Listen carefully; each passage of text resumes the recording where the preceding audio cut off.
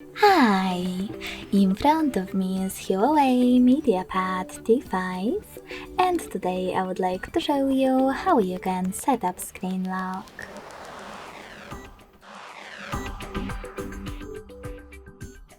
Begin by going into Devices Settings and scrolling down to access Security and Privacy.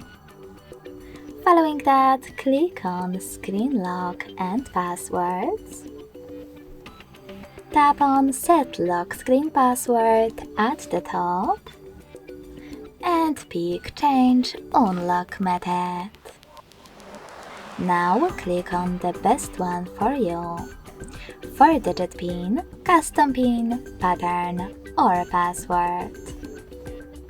When you're ready, you finally get to create it and repeat it in order to confirm it.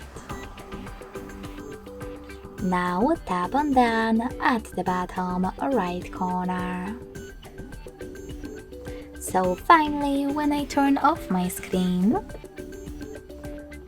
then switch it back on, I can see that pattern is now required.